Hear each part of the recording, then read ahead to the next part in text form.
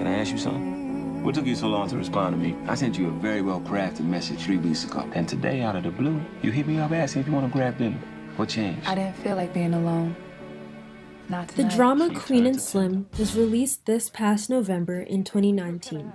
Directed by Melina Matsoukas and produced by Emmy Award-winning screenwriter Lena Waithe, this movie aims to capture the Black experience in America. Melina has previously directed many music videos and ad campaigns for well-known artists and companies, including Beyoncé's Formation, Rihanna's We Found Love, the Nike Equality Campaign, and many more. Melina describes this dramatic romance story as a battle cry from Black America and brutally presents the truth to everyone who watches it.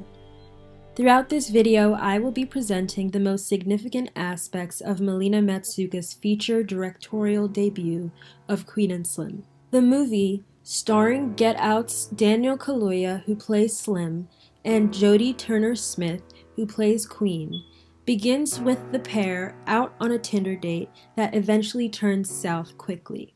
Could you please hurry up? What did you say? It's just cold.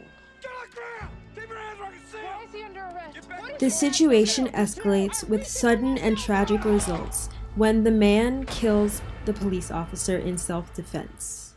Terrified and in fear for their lives, Queen and Slim go on the run.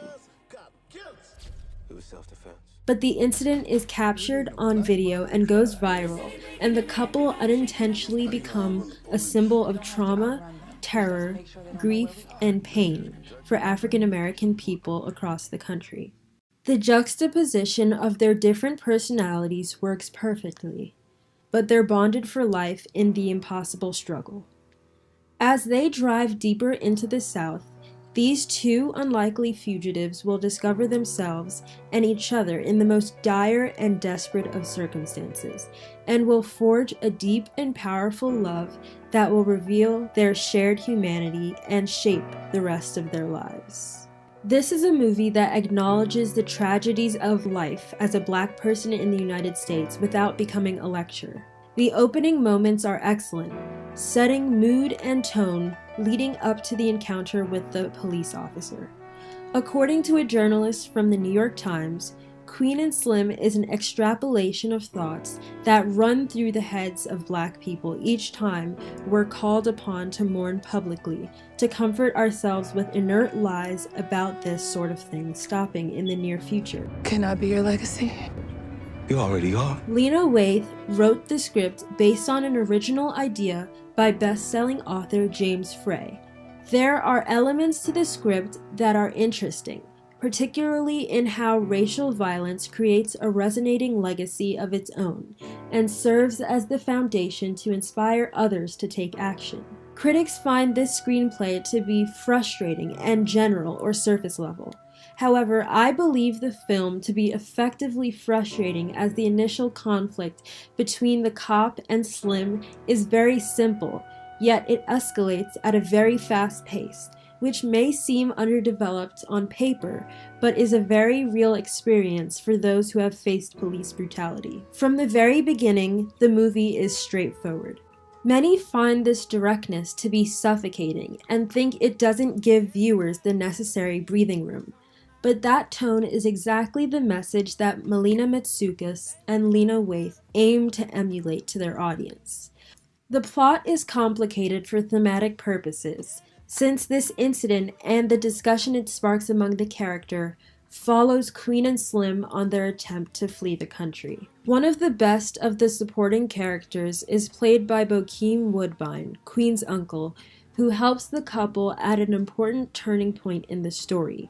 He provides a different energy, humor, and charm to the film that viewers need to stay enthralled in the story and to get through the rough spot that Queen and Slim face. The effectiveness of the rest of the supporting characters ranges from appealing to broad and distracting. Waithe and Matsoukas make it clear that no one else should really matter to the viewers besides Queen and Slim. The production design and mise-en-scène, featuring costumes, colors, and even cars, all blend really well together with every scene. Matsukis's daring cinematic style blatantly intertwines beauty and politics. Between the lighting and cinematography in Queen and Slim, Matsukis creates a cinematic work that actually celebrates the richness of dark skin. The use of natural and practical lighting is stunning, with neon hues and fading sunlight glowing on glistening skin.